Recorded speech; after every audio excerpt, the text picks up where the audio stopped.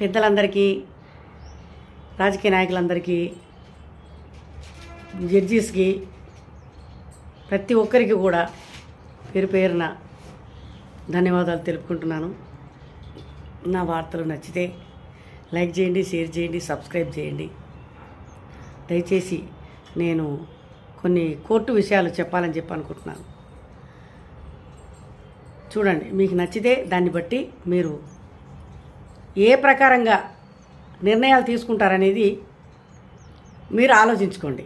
నేను చెప్పడం కాదు, చెప్పిన దానికి మీరు సమాధానం మీరు ఏం చేయాలనుకుంటారనేది మీరు ఆలోచించుకోండి. అంతే తప్ప మిమ్మల్ని నేను ఎవరిని కూడా తప్పు పట్టట్లేదు. కాకపోతే ప్రజలకి న్యాయం జరగాలన్న ఒక ఉద్దేశంతో నేను చెప్తున్నాను. ఇప్పుడు ఒక మనిషి ఒకరిని మర్డర్ చేసాడండి, చంపేశాడు. అతని మీద కేసు పెడతారు. ఆ కేసు కోర్టుకు వెళ్తుంది.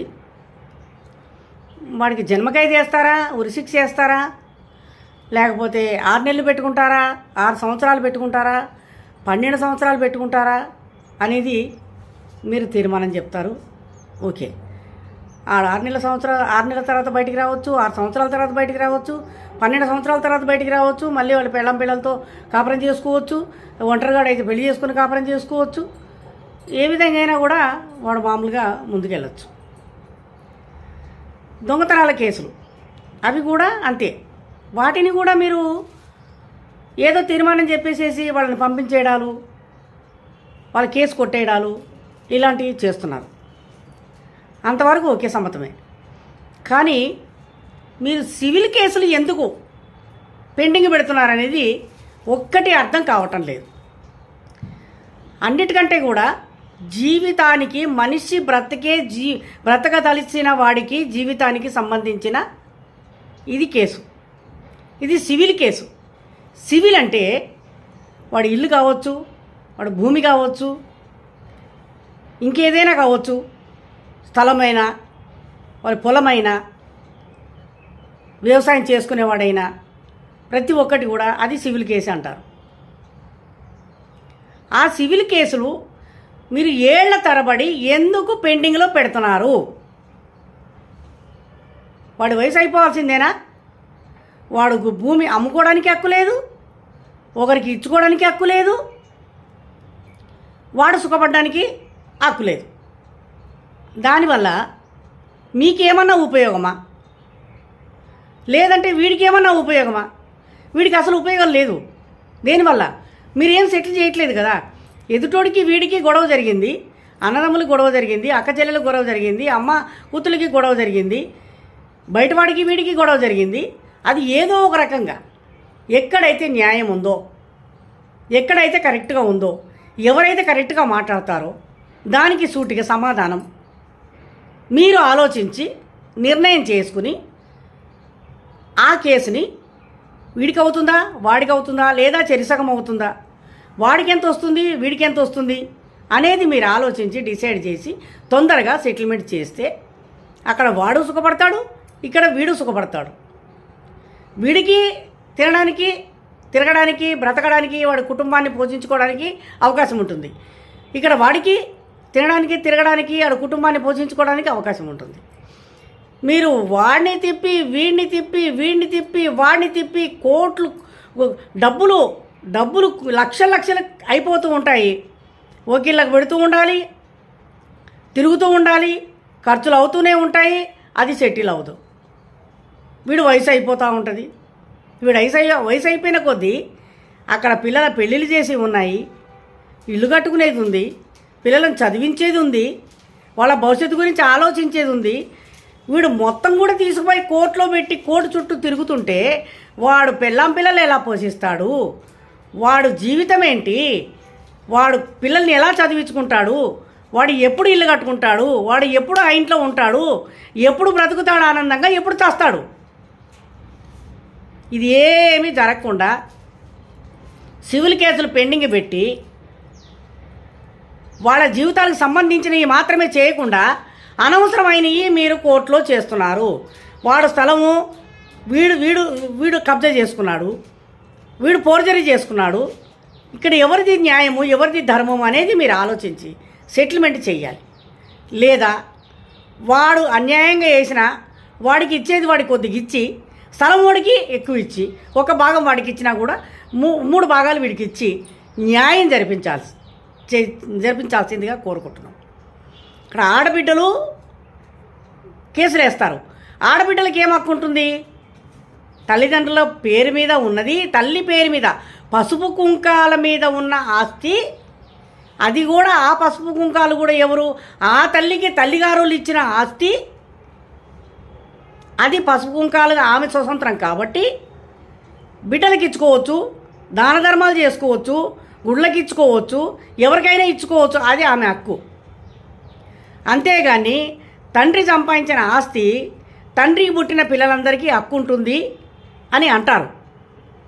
ఉంటుంది. రేపు తల్లిని తండ్రిని వదిలిపెట్టిపోయేవాళ్ళు ఎవరు? ఆడపిల్లలు. తల్లి తండ్రి దగ్గర ఉండేవాళ్ళు ఎవరు? మగపిల్లలు. కాబట్టి ఆడపిల్లలకి 1 భాగం ఇచ్చినా 3 భాగాలు మగపిల్లలకి ఇవ్వాలి. ఇది ధర్మం, ఇది న్యాయం. అంతేగాని మొత్తం కూడా ఆడపిల్లలకే ఇస్తే మగోడు వాడు తలకొరివి పెట్టేవాడు వారసుడు కావాలి అని అంటున్నారే, మళ్ళీ తలకొరివి పెట్టేవాడికి ఏమి లేదా? వాడు రోడ్డు మీద అడుక్కు తినాలా? వాడు పిల్లను చాకోవద్దా? తల్లిదండ్రులను పోషించొద్దా? ఆలోచించండి జడ్జెస్, మీరు ఆలోచించండి. లోయర్ కోర్టు కానీ, రంగారెడ్డి కోర్టు కానీ, హైకోర్టు కానీ, సుప్రీంకోర్టు కానీ జడ్జెస్లకి ఎంత అధికారం ఉంటుందనేది అది ప్రతి ఒక్కరికి తెలుసు. జడ్జి ఏదైతే చెప్తాడో అదే ఫాలో అవుతారు, అదే నిర్ణయిస్తారు, అదే కన్ఫర్మ్ చేస్తారు. కాబట్టి ఇది జడ్జీలకే ఉంటుంది కాబట్టి అధికారం. జడ్జీలే ఆలోచించి ఒక దేవుడు చేసినట్టు, ఒక దేవుడు ఆశీర్వాదం ఇచ్చినట్టు ఆ నిర్ణయాన్ని తీసుకుని వాళ్ళకి న్యాయం చేకూర్చాల్సిందిగా కోరుకోవడం జరుగుతుంది. మీరు ఏది లేకుండా పెండింగ్లు పెట్టి 30 ఏళ్ళు 40 ఏళ్ళు 50 ఏళ్ళ దాకా మీరు ఫైళ్ళన్నీ హైకోర్టులో సుప్రీంకోర్టులో పెట్టుకుంటే వీడి చెప్పులు అరిగిపోతాయి, వీడి బట్టలు తినిగిపోతాయి, వీడి కళ్ళు కనపడవు, తింటే అరగదు, నడవడం చేత కాదు, ఏమీ లేదు. వాడికి అప్పుడు ఆస్తి వస్తుందా రాదా అనేది కూడా కన్ఫర్మ్ లేదు. వచ్చినా ఒకవేళ తినే శక్తి లేదు, తిరిగే ఓపిక లేదు, తింటే అడిగించుకోలేడు, కళ్ళు కనపడవు, ఏం చేసుకుంటాడు ఆస్తి? అందుకే జడ్జీలు చాలా చాలా చాలా చాలా 100% తప్పు చేస్తున్నారు. అన్నిటికంటే కూడా మెయిన్ ఇంపార్టెంట్ తొందరగా చేయవలసింది సివిల్ కేసులే తొందరగా చేయాలి. చాలా ఇంపార్టెంట్. మర్డర్ కేసులు, రేప్ కేసులు, దొంగతనాల కేసులు ఇవన్నీ పక్కన పెట్టండి. ఇవన్నీ అప్పటికప్పుడే అయ్యేవి, అప్పటికప్పుడే పోయేవి. ఆ అమ్మాయిని మర్డర్ చేస్తే మళ్ళీ శీలం రాదు. దొంగతనం చేసిన వస్తువు దొరికితే దొరకవచ్చు, లేకపోతే లేదు. ఈ విధంగా ఉంటుంది పరిస్థితి. కాబట్టి దయచేసి మీరు బాగా ఆలోచించి జడ్జీస్ ఎవరైతే ఉన్నారో వాళ్ళు కరెక్ట్గా ఫాలో అయ్యి కేసులు, సివిల్ కేసులు చాలా ఇంపార్టెంట్. స్థలాలు కానీ, ఇళ్ళు కానీ, ఇట్లాంటివి ఏవైనా కూడా తొందరగా మీరు చేయాలని చెప్పని కోరుకోవడం జరుగుతుంది కోర్టు వారిని. కోర్టు వారు ఇది ఎందుకు ఆలోచించట్లేదు? మీరు బాగా రాత్రిపూట పడుకుంటారు కదా, ఆ టైంలో గుండెల మీద చెయ్యేసుకుని ఆకాశంలోకి చూస్తూ మీరు ఆలోచించండి. ఆహా ఇదేంటి. ఎందుకంటే మీరు ఒక తల్లికి తండ్రికి పుట్టారు, మీకు ఆస్తుపాస్తులు ఉంటాయి, మీకు అన్నదమ్ముళ్ళు ఉంటారు, మీకు అక్క చెల్లెళ్ళు ఉంటారు. కాబట్టి ఇది ఏంటి? మీ దగ్గర ఉన్న ఆస్తి మీ అక్క చెల్లెలు లేకపోతే మీరు ఊరుకుంటారా? అదేవిధంగా బయట వాళ్ళకు కూడా కరెక్ట్గా కనెక్ట్ అవుతుంది. కాబట్టి దయచేసి ఇది మీరు ఆలోచించి నిర్ణయాలు తీసుకుంటే చాలా బాగుంటుందని చెప్పని జడ్జెస్ని అందరినీ కోరుకోవడం జరుగుతుందండి. మీరు ఏ విధంగా చేస్తారనేది మీరు ఆలోచించి తొందరగా, ఒక కేసు కాదు, 2 కేసులు కాదు, కొన్ని లక్షల కోట్ల కేసులు ఉన్నాయి మన దేశంలో. మీరు అది నిర్ణయించి ఆలోచించి దయచేసి ఈ కేసులన్నీ కూడా సివిల్ కేసులు ఎంత తొందరగా చేస్తే అంత జీవితాలు బాగుంటాయి, అందరూ బాగుంటారు. మీకు వచ్చే జీతాలు మీకు వస్తున్నాయి, వకీళ్ళకు వచ్చే ఫీజులు వాళ్ళకి వస్తున్నాయి. కానీ పోగొట్టుకున్న వాడికి వచ్చేది ఏంది? ఉన్నది పోగొట్టుకుంటున్నాడే తప్ప వాడికి వచ్చేది ఏమీ లేదు. వాడి దగ్గర రూపాయి లేదు. మళ్ళీ మీకు ఖర్చు పెట్టాలన్నా, కోర్టు ఫీజులు కట్టాలన్నా డబ్బులు లేవు, కోర్టుకి తిరగాలన్నా డబ్బులు లేవు, వకీలు ఫీజులు ఇవ్వాలన్నా డబ్బులు లేవు. వాడు ఏం చేస్తాడు? ఎట్లా వాడి జీవితం ఏ విధంగా ముందుకు పోతుంది? వాడు కృంగి కృంగి కృంగి కోడి చుట్లు తిరిగి తిరిగి తిరిగి ఆడవాళ్ళు కానీ మగవాళ్ళు కానీ చావాల్సిందేనా? జడ్జీసులు మీరు బుర్ర పెట్టి ఆలోచించండి, మైండ్ పెట్టి ఆలోచించండి, గుండెల మీద చేతులు వేసుకొని ఆలోచించండి.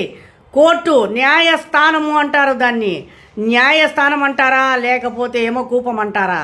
మీరు ఆలోచించండి. ఆలోచించి నిర్ణయాలు తొందరగా సివిల్ కేసులు తీసుకునే నిర్ణయం తీసుకొని మీరు జడ్జీస్ అందరూ కూడా హైకోర్టులో కానీ సుప్రీంకోర్టులో కానీ కింది కోర్టులో కానీ కూర్చొని మీరు జడ్జీస్ అందరూ కూడా ఒక మీటింగ్ పెట్టుకొని బార్ సెక్షన్లో మీరు కూర్చొని మీటింగ్ పెట్టుకొని దాన్ని ఏ విధంగా చేస్తే బాగుంటుంది, ఏ విధంగా పోతే బాగుంటుంది, మనం అందరం కూడా దీని గురించి ఆలోచించి మంచి నిర్ణయం తీసుకోవాలి, మంచి చేయాలి ప్రజలకి అనేది గుండెల మీద చేతులు వేసుకుని మీరు ఆలోచించి నిర్ణయాలు తీసుకుని సివిల్ కేసులు ఎంత తొందరగా చేస్తే అంత మంచిది అని చెప్పని ప్రజలందరూ కూడా కోరుకుంటున్నారు.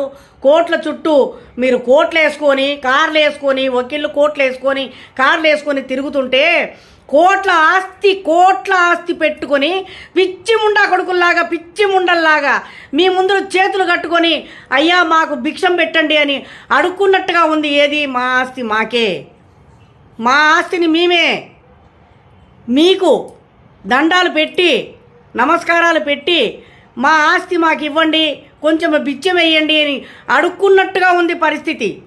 కానీ మీరు మనసుంటే మనసు పెట్టి ఆలోచించండి, మంచి నిర్ణయం తీసుకోండి, ప్రజలతో కలిసి ప్రజలకి సహకరించి ప్రజలకి న్యాయం చేయాలని చెప్పని కోరుకోవడం జరుగుతుందండి.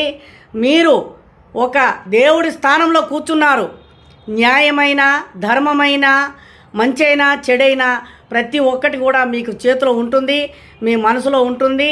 మీరు నిర్ణయించి 10 గంటలకి వచ్చి కరెక్ట్గా 10 గంటలకో 10:30కో వచ్చి మీరు సీట్లో కూర్చుంటారు. 1 గంట వరకు ఏవేవైతే కేసులు ఉన్నాయో అవన్నీ కూడా ఆలోచించి వాళ్ళకి నిర్ణయం ఇచ్చి వాళ్ళు నిర్ణయించుకొని వాళ్ళ ఏవైతే కేసులు ఉన్నాయో వకీళ్ళు వాదిస్తే అది చక్కగా వినండి.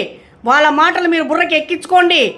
ఏదైతే న్యాయం జరుగుతుందో అటు వకీలు కానీ ఇటు వకీలు కానీ వాళ్ళు చెప్పింది బాగా విని ఎందుకంటే వాళ్ళు మొత్తం చదువుతారు కాబట్టి దాని గురించి రాస్తారు కాబట్టి వాళ్ళకి బాగా తెలిసి ఉంటుంది ఆ కేసు గురించి.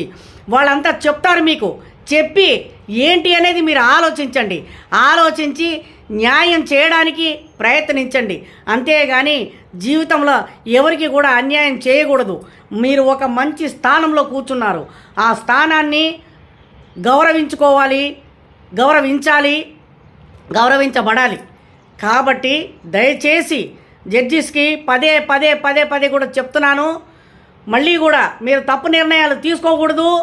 ఈ చిన్న కేసులు ఉంటే అవి చేస్తారా చేయరా కొట్టేస్తారా అవి చేయండి, వాటితో సంబంధం లేదు. కానీ సివిల్ కేసులు మాత్రం కొన్ని సంవత్సరాలు కేసులు, కోట్లలో కేసులు, కొన్ని లక్షల కోట్లు కేసులు పడి ఉంటున్నాయి, జీవితాలు నాశనం అయిపోతున్నాయి. ఆ విధంగా జరగకూడదు, ఆ విధంగా కాకూడదు అని అంటే మీరు మంచి నిర్ణయం తీసుకొని మంచి తీర్పు చెప్పి ప్రతి ఒక్కరికి ఎవరికైతే న్యాయం చేయాలో, ఎవరికైతే న్యాయం జరుగుతుందో, ఎవరికైతే అన్యాయం చేయకూడదో మీరు ఆలోచించి దయచేసి మంచి నిర్ణయం తీసుకొని కోర్టు తీర్పు చెప్పండి. జై హింద్. సర్వే జన సుఖినో భవంతు. సెలవు.